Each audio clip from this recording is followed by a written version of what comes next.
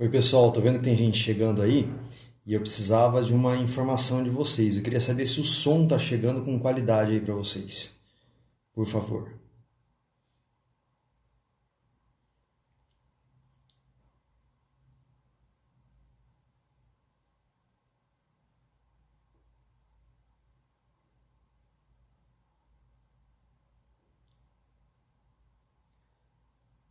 Tá chegando, né? Então tá. Tô vendo que o pessoal tá entrando aí. Gente, olha só, esse começo de live, ele é um pouco complicado, porque a gente tá todo mundo precisando organizar a tela, colocar num lugar confortável e até fazer o teste do som, essa coisa toda. Então a gente tem aí sempre uns 5 minutinhos de carência, tá? Tá marcado para começar agora às 15h30. Mas aí a gente vai dar uns 5 minutinhos de carência para o pessoal ir entrando. E aí, se vocês quiserem buscar uma aguinha, se organizar aí, deixar o celular de vocês num lugar bacana, tá? Podem ficar tranquilos, que a gente já vai começar, tá bom? Eu também vou dar uma ajeitada aqui. A água já tá aqui do lado, mas só para ajeitar a posição do celular, tá bom? Pelo jeito, o som tá chegando bem aí, né?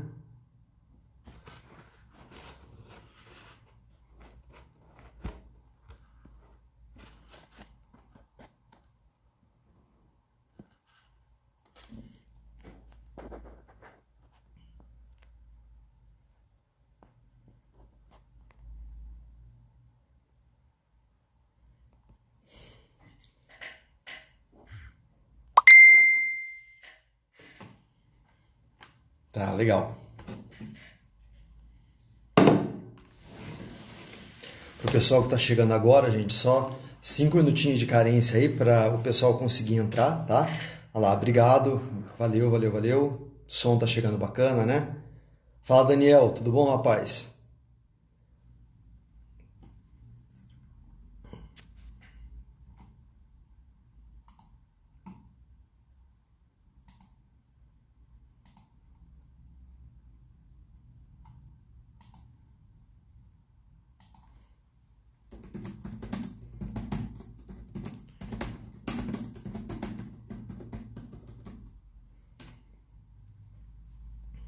Fala, Matheus, tudo bom?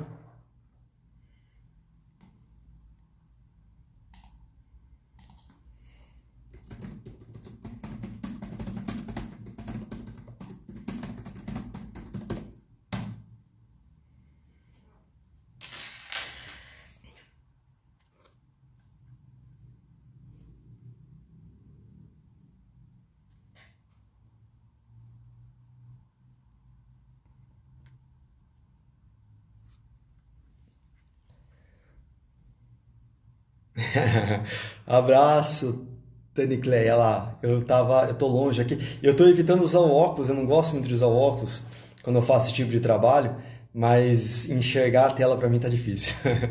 Obrigado, gente. Valeu, valeu, valeu. O pessoal tá entrando, a gente já vai começar a conversa, tá bom?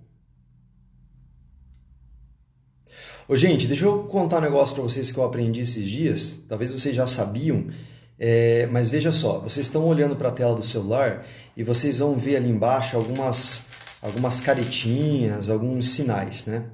E aí vocês podem, no decorrer da nossa conversa, fazer uma vocês podem mandar essa conversa para pessoas que vocês queiram que participe, tá? Além de mandar esses coraçõezinhos que a gente vê aqui do lado, que todo mundo é capaz de fazer isso ali, né? Nas manifestações, a gente brinca, chama de aviãozinho. Parece um aviãozinho feito de papel, né? Se você clicar nele, você encaminha esse trabalho que a gente está fazendo aqui para algumas pessoas. Então, fiquem à vontade no decorrer da conversa aí, mandar isso para alguém por esse aviãozinho, ou mesmo se manifestar com esses corações, com caretinha, com aceno aí. Isso é importante, tá? Eu estou aprendendo também a lidar com essas tecnologias aqui e eu descobri tudo isso essa semana. Vale muito a pena, beleza? Oi, Márcia. Márcia chegando aí também para participar com a gente. Seja muito bem-vinda, Márcia.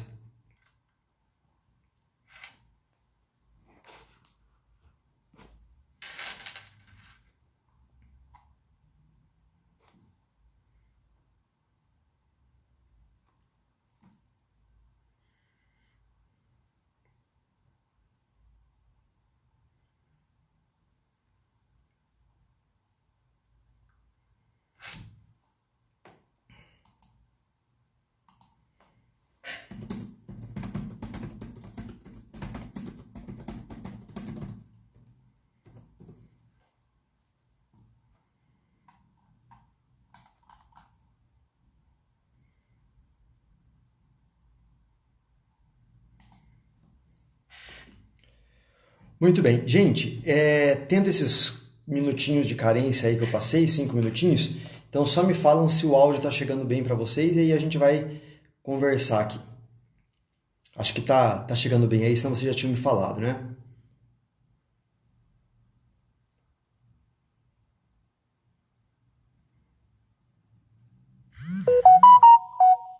Tá, legal. Tá. Tem gente perguntando aí como que faz para enviar a conversa para outras pessoas, né? Então é só clicar embaixo num aviãozinho.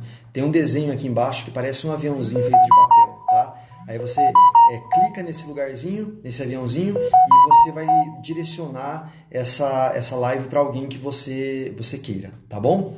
É bem facinho. Então tá bom. Deixa eu só falar para uma professora aqui que ela tá me perguntando.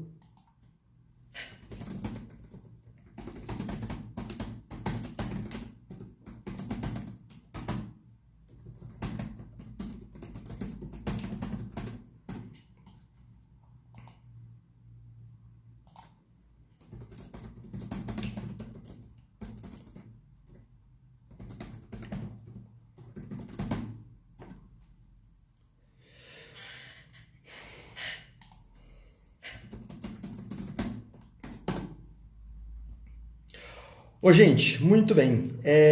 Que bom ter vocês aqui participando comigo dessa conversa, tá bom? Deixa eu só ver uma coisa aqui.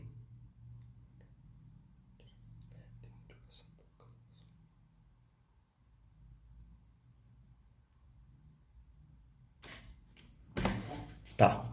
Me avisaram aqui que tem um barulhinho saindo do meu celular, então eu vou tirar ela para que ela não atrapalhe a minha voz quando eu estou falando. Aí. Beleza. Muito bem, gente. Bom, quero agradecer a vocês, né, por topar essa parada, né, essa conversa aqui.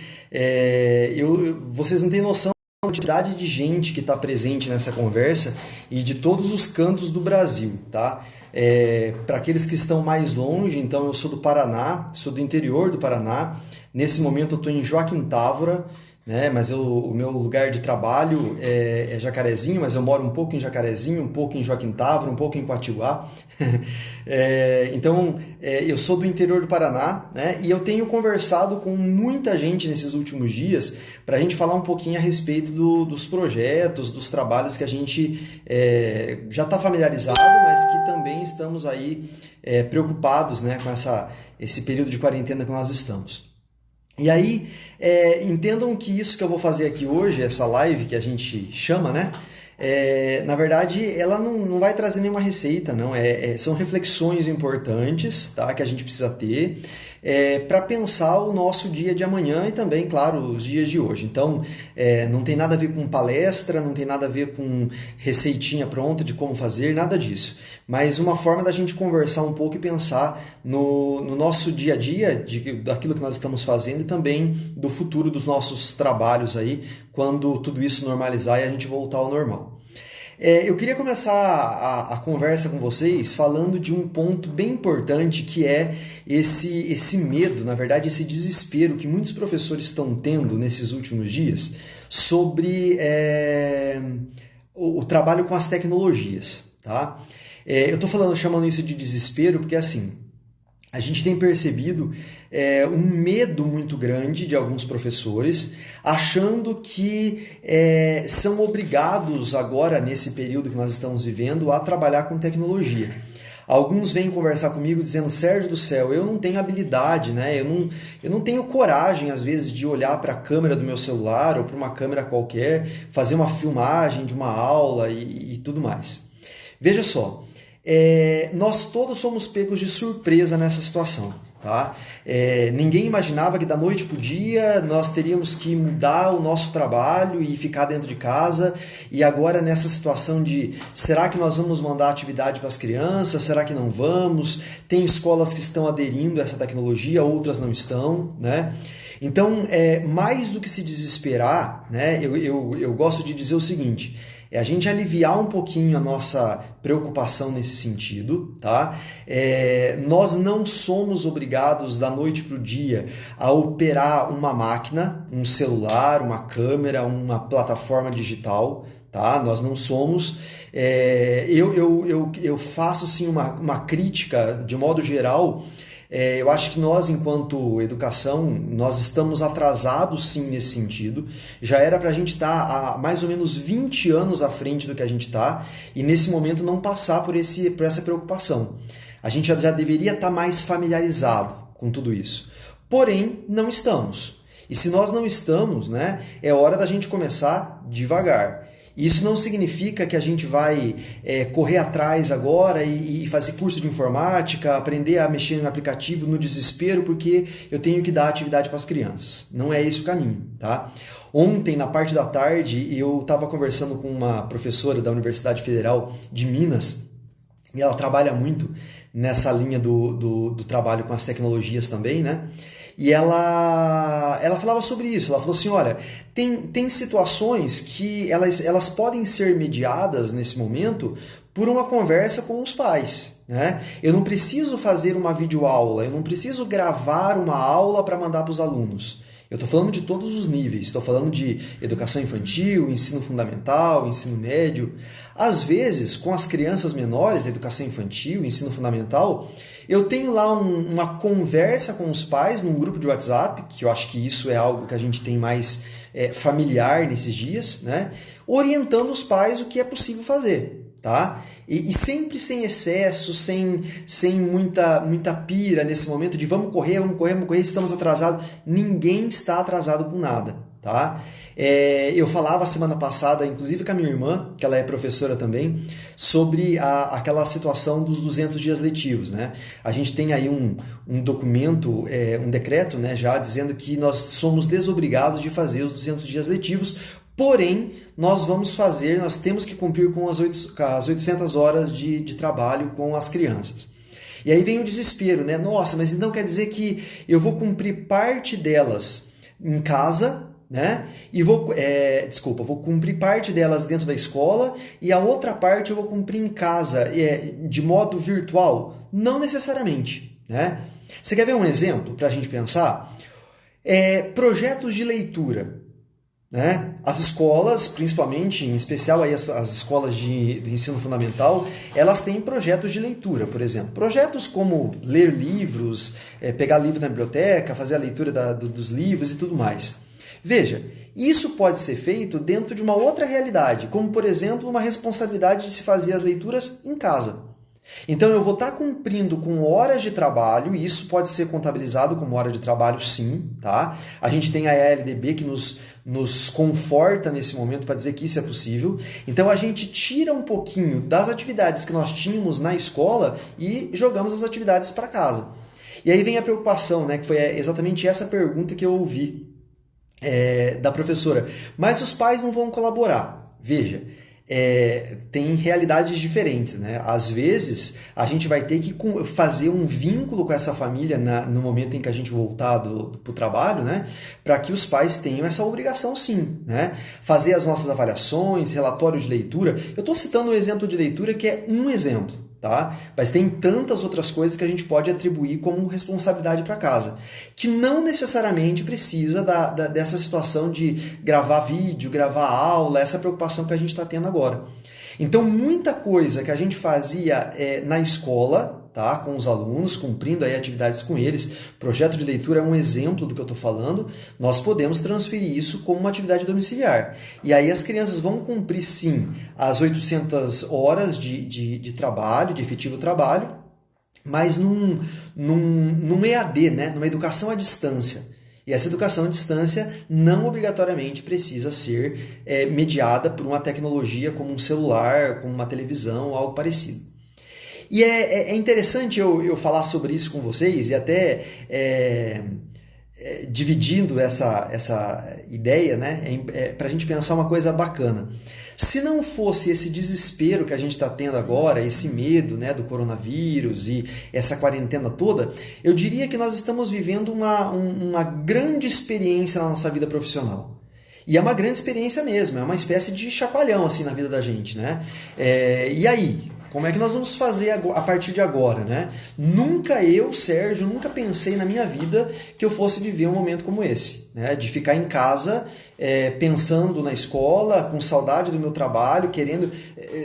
nas férias eu já sinto saudade, imagine nesse tempo agora, né? De que a gente não sabe se é amanhã, se é maio, se é junho, nós não sabemos o tempo disso. E isso para nós é uma excelente oportunidade para a gente pensar como é que nós vamos lidar a partir de agora. Né?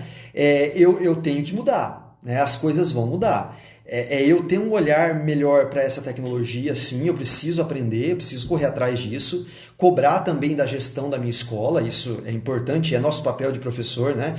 Bater na porta lá da Secretaria de Educação Estadual, Municipal e dizer, olha, nós passamos um apurão aí, né? Agora precisamos ter mais capacitações sobre tecnologias, a aprender a lidar com isso. Não aprender a lidar com tecnologia simplesmente porque nós temos um registro, um diário de classe e eu preciso fazer isso online. Não é um aprender a lidar com tecnologia para mim, né? Para meu benefício enquanto profissional. Eu tenho que aprender a lidar com tecnologia para fins didáticos, né? Isso é o caminho.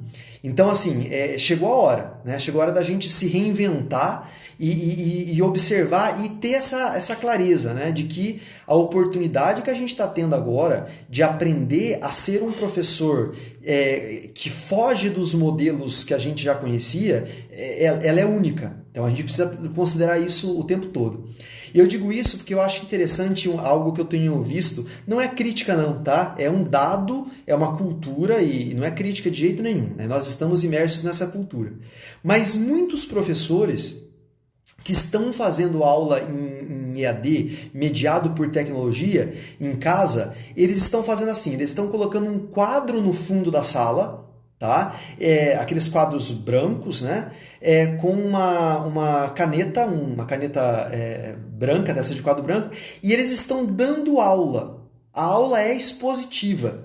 Olha que coisa interessante, mesmo utilizando de tecnologia, a gente não desgruda dessa prática de ser um professor que faz aula expositiva apenas, né?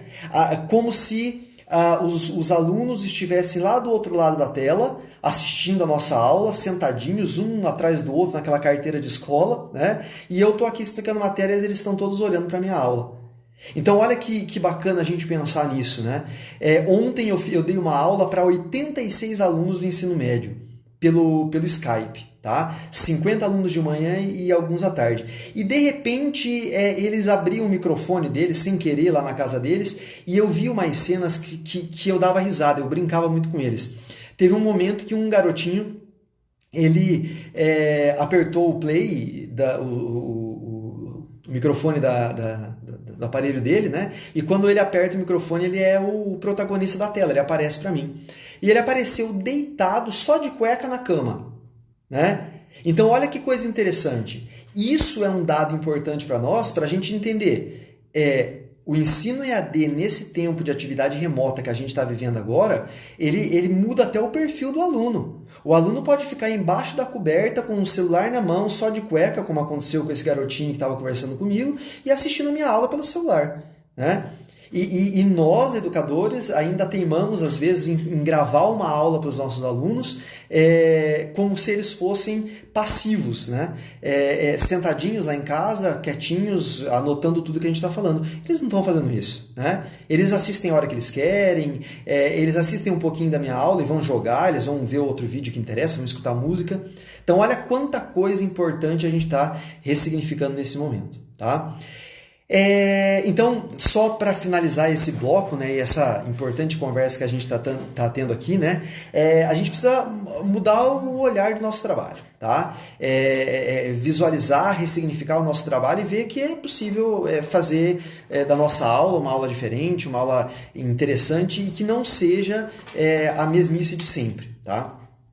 E aí eu quero aproveitar dessa oportunidade que a gente está tendo aqui para falar um pouquinho, porque eu sei que tem muitos professores aqui dentro desse grupo que trabalham com a pedagogia de projetos. Em especial, né, a gente tem uma quantidade imensa de professores participando aqui com a gente, que participam do programa União Faz a Vida, né? E outros projetos também, tem o projeto do Sebrae, que eu tenho alguns professores que participam aqui também. E aí vem uma pergunta assim, né?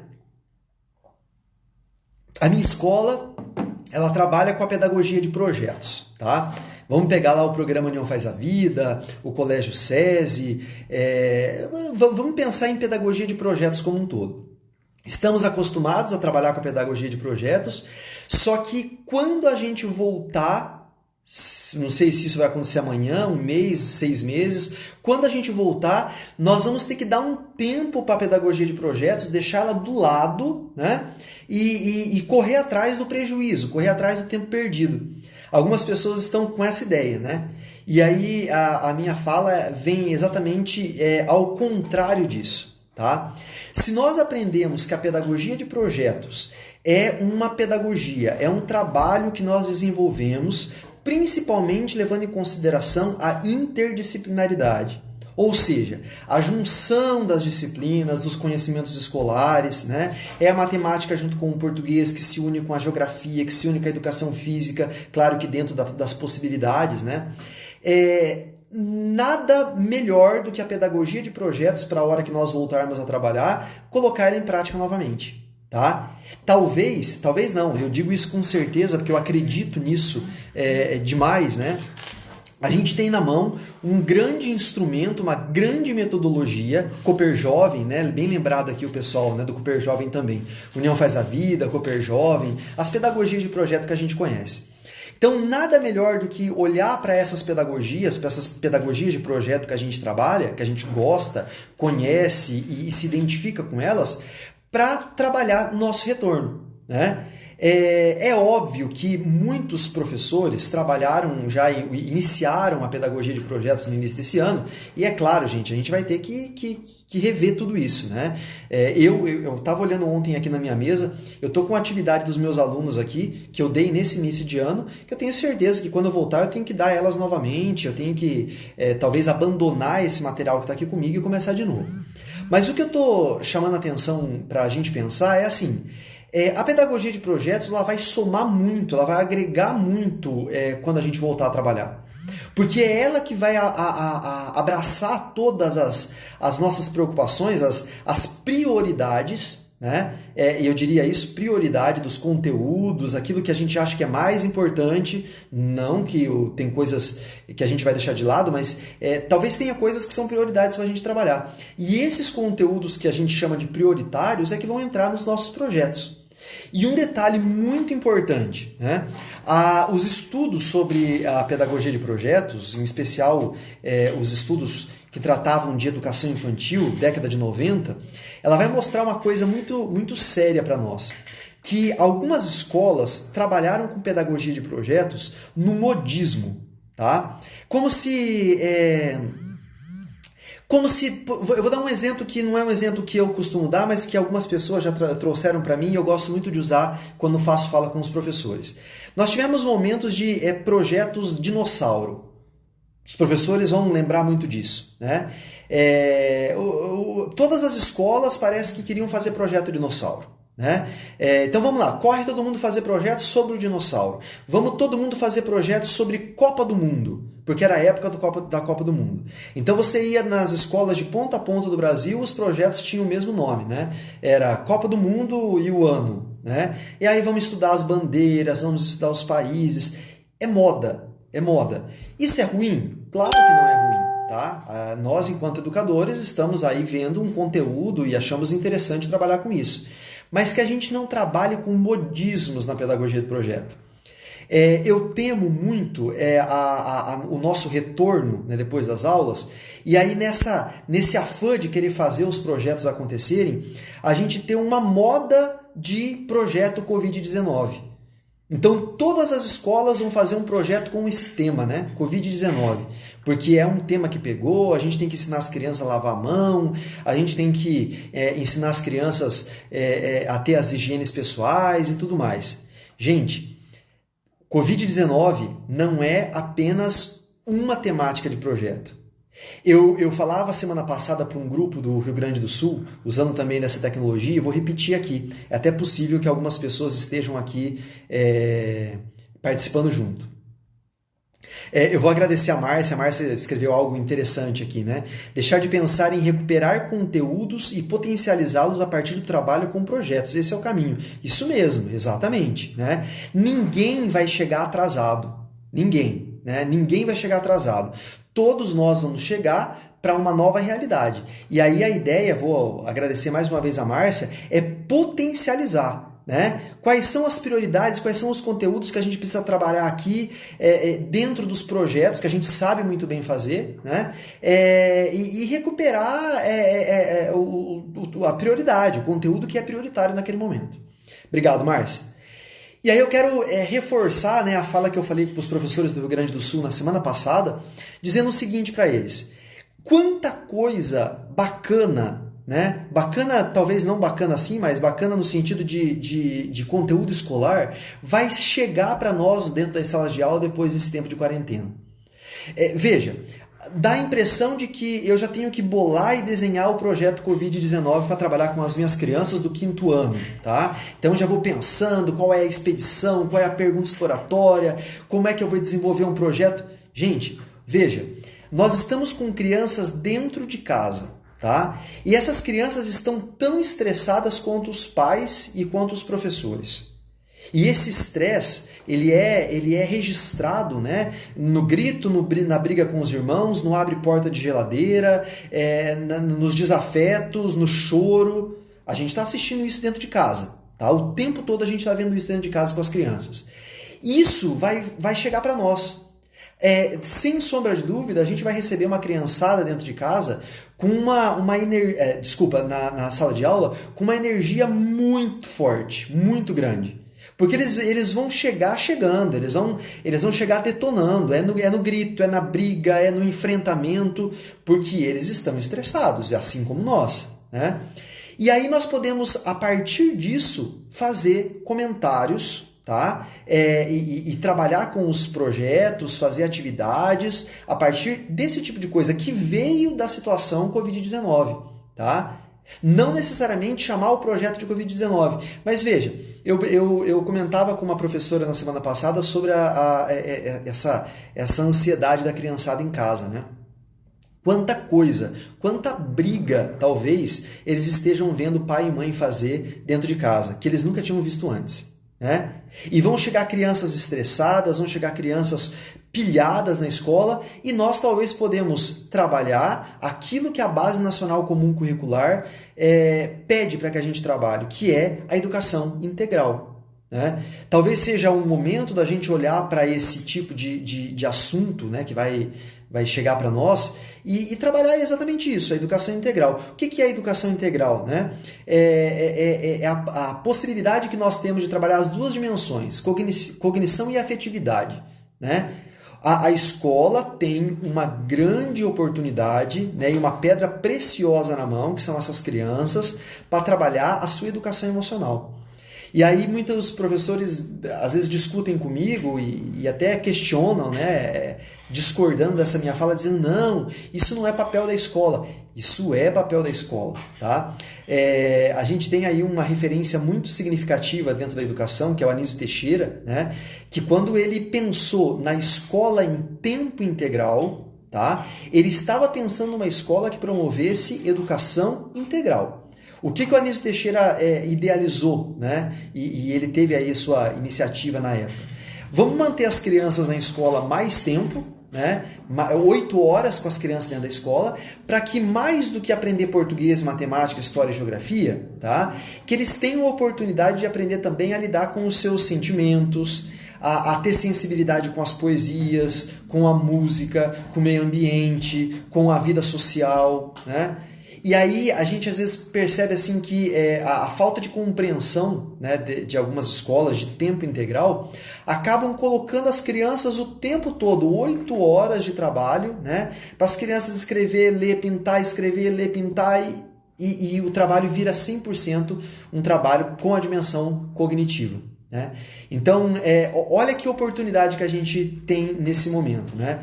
Eu retomo para a sala de aula, eu volto com a minha prática pedagógica ressignificada, tá? Ressignificada, porque a gente vai ter que mudar metodologia, postura, ambiente de aprendizagem, atividade para casa, tudo isso muda, tá? E nós aproveitamos para fazer e cumprir com aquilo que já não é mais uma orientação, né, mas já é uma base nacional, que é a BNCC, que pede para que a gente trabalhe com a educação integral. E aí a gente pode fazer projetos de matemática, de português, de história, mediados também por essa vida emocional das crianças, né? E tem um outro detalhe importante, né, que a gente não fique nessa pira de que tudo tem que virar projeto. Né? Ah, as crianças choraram, vamos fazer projeto do choro. As crianças estão brigando, vamos fazer projeto da briga. Não, né? A escola que abraça uma pedagogia de projetos, ela entende que as práticas da pedagogia de projetos, elas entram no dia a dia da escola, né? E a gente acaba adotando uma metodologia ativa como parte integrante da escola, mas existem algumas situações, existem alguns momentos que a gente resolve num bate-papo. Eu tenho uma referência muito legal de duas professoras de Barcelona, né? A Montserrat Moreno e a Genoveva Sastre. Elas escreveram um livro muito bacana. Ele não está aqui, senão eu mostrava a capinha dele para vocês, né? E o livro se chama Falemos de Sentimentos. E uma das orientações, uma das indicações que elas dão nesse livro é que nós tenhamos momentos diários com os nossos alunos para sentar com eles e falar sobre sentimento. Não é para pintar, não é para desenhar, não é para escrever, não é para copiar, né? É para você sentar com os professores, com os alunos e perguntar para eles, e aí? Né? O que vocês fizeram no final de semana? Né? Como foi o final de semana de vocês? Ouçam o que eles têm para dizer, se choraram, se brigaram, se foram numa festa de aniversário, se brincaram com o cachorro. Escutem, porque eles vão falar um pouco mais dos seus sentimentos. E aí, falando dos seus sentimentos, eles conseguem fazer algo que muitas vezes nós, professores e adultos, não sabemos fazer, que é lidar com as nossas emoções. Né? Essa orientação dessas duas professoras, elas vão nessa direção. Quando a gente conversa com os nossos alunos, com as crianças em casa, né, para que eles possam falar um pouquinho do que sentem, das dores que sentem, das alegrias que sentem, eles vão crescer sabendo lidar com as suas emoções. E isso é papel da escola. E veja, eu não estou aconselhando aqui, né, que aconteça, por exemplo, conversas desvinculadas do currículo escolar, dos conhecimentos escolares. É numa aula de português, é numa aula de matemática, é no meu projeto, eu posso fazer um projeto da alimentação saudável, da higiene bucal, o projeto que eu estou desenvolvendo. No meio do projeto, eu consigo entrar com aquilo que, há alguns anos atrás, desde a década de 80, a gente conhece como tema transversal. Né? A palavra transversal, ou melhor, transversalidade, né? Ela dá essa ideia de costura, ela atravessa. Ela não é um projeto separado. Né? Isso foi compreendido há alguns anos atrás de uma maneira muito equivocada. Eu vou fazer um trabalho com temas transversais, então eu paro todo o meu currículo e eu vou então fazer um trabalho sobre meio ambiente ou sobre religião. Fico 20 dias, 15 dias fazendo o projeto, depois eu volto. Não, né? Quando a gente fala sobre transversalidade, a gente está falando a educação emocional como tema transversal, né? O sentimento, a educação emocional das crianças como tema transversal, sempre costurando dentro dos projetos, seja ele qual for.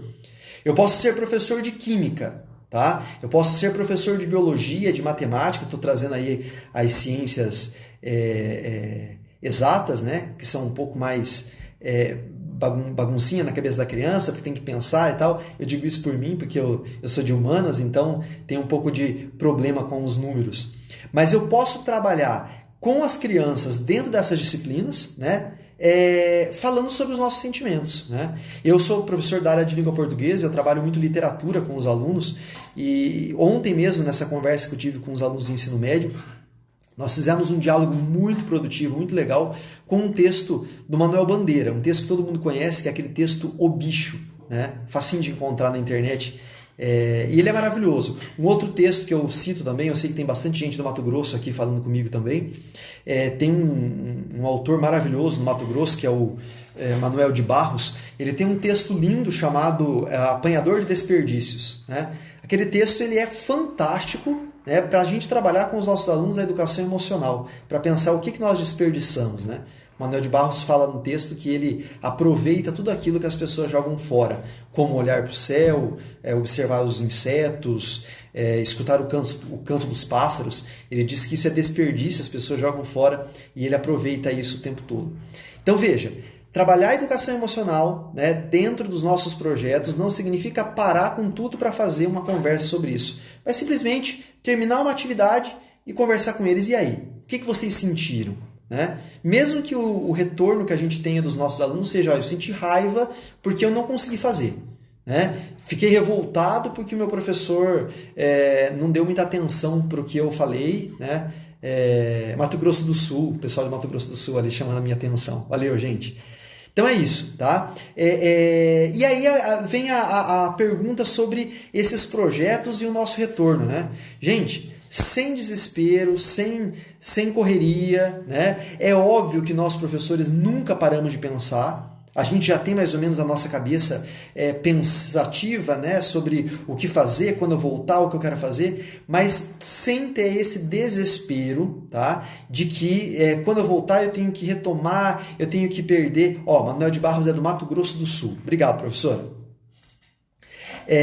Eu vou retomar as atividades que ficaram perdidas, que eu deixei para trás ou que estão atrasadas. Volto a dizer, ninguém está atrasado. Ninguém, tá? Nós vamos voltar, a gente vai respirar fundo, a gente vai olhar para o nosso conteúdo, a gente vai dividir os conteúdos, ver o que é possível, né? A gente encaminhar para os pais em casa, para que eles deem continuidade ao nosso trabalho, o que nós podemos priorizar para acontecer dentro da escola, quais são as temáticas que vão brotar ali desse momento de retorno, que podem ser transformadas em projeto dentro das nossas metodologias. Eu aproveitando, né, e quero trazer um autor aqui que todos, principalmente o pessoal que trabalha aí com o Cooper Jovem e também com o programa União Faz a Vida, que tem bastante gente aqui participando comigo, que bom, né, que estão participando, isso é legal. O Fernando Hernandes, que é uma das bases, referências que a gente tem aí da pedagogia de projetos, né, é o professor lá da Universidade de Barcelona. O Hernandes ele tem uma fala que eu acho muito legal. Ele fala assim que a palavra currículo para ele, né, precisa ser o tempo todo colocado do lado da palavra imprevisto, imprevisibilidade. Lembrei a palavra, tá? O Hernandes fala isso o tempo todo. Ele fala assim, imprevisibilidade, aquilo que nasce, aquilo que surge. Isso é currículo. E nós, professores, a gente ainda tem uma preocupação muito grande em preparar uma lista de conteúdos no nosso planejamento. A gente digita, a gente pega o livro didático e vê o que o livro didático aponta, né? Claro que o livro didático ele é um apoio, né? Ele é um apoio para o professor, ele tem bastante coisa legal para a gente aproveitar, mas a gente tem que sempre pensar quais são os conteúdos que a minha turma precisa. A gente tem muita coisa que a gente pode descartar, né, sem dar tanta importância assim, conteúdos inclusive, que as crianças já sabem, né, e priorizar aquilo que eles sabem. Dentro da metodologia de projetos, a gente sabe que a temática daquilo que o professor vai trabalhar com as crianças, ela precisa prioritariamente nascer do interesse da turma, né? Uma pedagogia de projetos que fez parte do nosso dia a dia lá no passado era sempre o professor, né, que tinha a ideia. Eu quero trabalhar com alimentação saudável, eu quero trabalhar com as cores, eu vou trabalhar direção, né, dentro da cidade para que eles tenham noção noção geográfica e tudo mais, né? A pedagogia de projetos que o programa União Faz a Vida, né, que o Cooper Jovem e que tantas outras pedagogias de projeto conhecem e confiam, ela faz com que o conteúdo nasça do interesse das crianças. O que as crianças estão perguntando, o que as crianças estão querendo saber, quais têm sido suas curiosidades, por onde tem andado, o que tem trazido para a sala de aula. E aí, diante dessa informação, fica esse convite, né? Que a gente aguarde, espere as crianças voltar para a sala de aula, sintam as crianças novamente, como se fosse a primeira semana de aula mesmo, né? Vejam as coisas como estão, quais são as conversas que vão brotar aí dessa reunião que as crianças vão fazer, né? O que trazem de casa, o que alimenta o nosso dia a dia, e aí a gente retoma as nossas atividades. Diante de tudo isso, gente, fica mais uma vez essa necessidade, né? Só um pouquinho, tem alguém conversando aqui. Tá.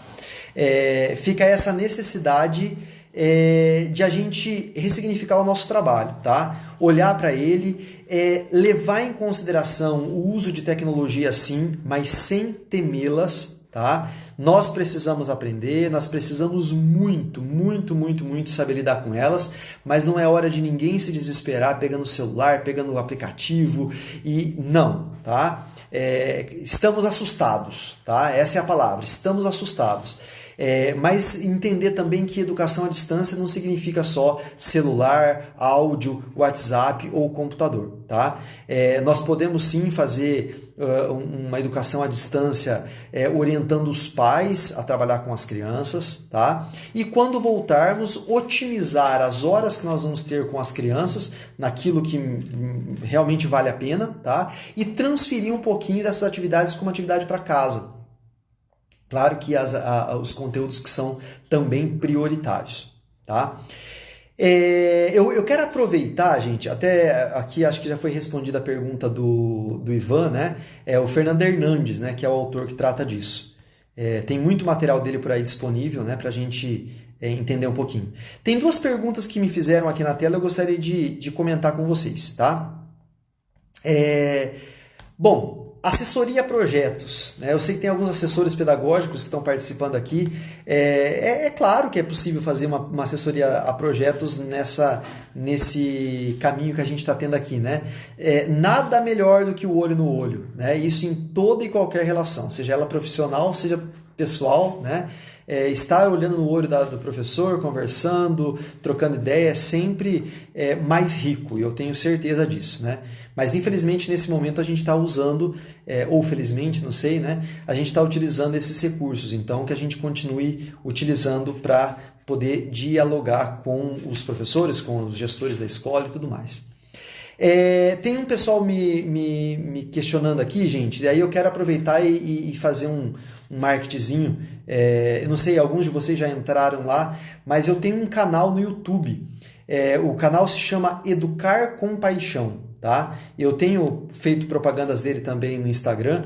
Ele é um canal, gente, que tem muita coisa legal, tem vídeo aula, tem aula, tem conversas com educadores, inclusive tem alguns educadores participando aqui, ó, o professor Luiz, a professora Márcia, que estão aqui no grupo, que tem alguns vídeos que a gente fala sobre todo esse assunto que eu estou falando com vocês aqui, disponíveis lá no canal. Educar com Paixão, tá? Entrem lá, divulguem, se inscrevam no canal, é muito importante isso, tá? Às vezes o pessoal entra tal, mas não clica lá no botãozinho inscrever, no sininho lá para ativar as notificações, né? É bem importante. Semanalmente tem vídeo legal lá. Não só vídeos para professores, mas para pais, para jovens, motivação, para a gente pensar um pouquinho. O canal tem o nome de Educar com Paixão porque ele faz um trocadilho com o meu sobrenome, né? Mas é um espaço ali que eu mantenho com bastante material para a gente realmente pensar numa educação por um viés diferente, tá? Então, quem quiser participar lá, entra depois no canal, repetindo aqui, Educar com Paixão, tá? E se inscreva no canal para que vocês possam receber aí notificações e garantir aí um material. Inclusive o pessoal lá do Mato Grosso do Sul me encaminhou uma mensagem semana passada que tem utilizado alguns vídeos do canal para trabalhar com alunos do ensino médio. Que bom, fiquei muito feliz. É um canal para isso mesmo, para poder ajudar os professores a pensar um pouquinho e dividir também um pouquinho da experiência aí. Muito bem, pessoal.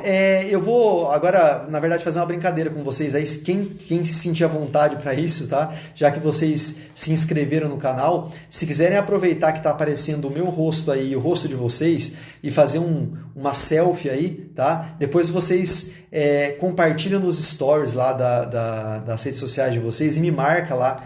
Vai ser bem legal saber o lugar de onde vocês conversaram comigo, tá? É só fazer um print aí, vai aparecer eu e você na tela, daí vocês divulgam lá nos stories do Instagram, tá bom? Ó, já tem gente fazendo aqui. Depois, quando acabar a live, eu vou poder dividir todos esses prints aí no meu canal também. Tudo bem? Pessoal, eu quero mais uma vez agradecer, dizer que, olha, esse é um canal importante para a gente conversar, a gente vai ter outros momentos, tá, para poder conversar sobre esse assunto. O pessoal de Pelotas, Rio Grande do Sul, né, estão aí comigo também. Mantenham sempre esse contato presente para a gente poder conversar um pouquinho. E eu tenho certeza, gente, ó, é hora da gente, de todos nós professores, darmos as mãos, né? Parece até um pouco contraditório dizer isso, mas dar as mãos mesmo virtualmente, né? E poder trocar experiência, tá? Eu vou estar sempre à disposição, vocês têm aí os meus canais, agora tem o Instagram aqui, podem conversar comigo, a gente vai trocando figurinha sempre, mas a minha mensagem final para vocês nesse momento, tá? Diminuir a ansiedade, diminuir aí as preocupações, tá? Vamos cuidar sim aqui das nossas conversas, dos nossos materiais, vamos fazer a nossa organização, pensar sim na acolhida, né? Esperar que Deus abençoe, que a gente volte o mais rápido possível, mas que esse retorno seja o menos tenso possível. Isso depende com certeza de todos nós, tá bom? Então eu agradeço aí esse diálogo, essa conversa rápida, na certeza de que em breve a gente pode ter mais conversas, tá bom? E que vocês possam participar de outras lives, de outras conversas comigo aqui. Se vocês gostaram dessa conversa, se trocaram aí experiência comigo, se foi bacana, deixa o comentário de vocês aí embaixo e eu aguardo vocês lá nos meus canais, tanto do Instagram quanto também do YouTube, beleza? Um abraço, gente. E aí, se quiserem depois compartilhar, eu vou tentar salvar esse vídeo aqui agora, para ele ficar salvo na nuvem aqui. E aí depois eu deixo ele novamente disponível, né, lá no YouTube, no canal do YouTube, caso vocês queiram dividir com outros professores que não puderem estar presentes nessa conversa rápida. Forte abraço, fiquem todos com Deus, se cuidem, tá? Cuidem da cabecinha de vocês também, do corpo, da mente, tá? E entrega toda essa nossa dificuldade nas mãos de Deus, que Ele sabe de tudo, e em breve a gente tá junto novamente com a criançada, tá bom? Forte abraço, gente. Obrigado pela participação.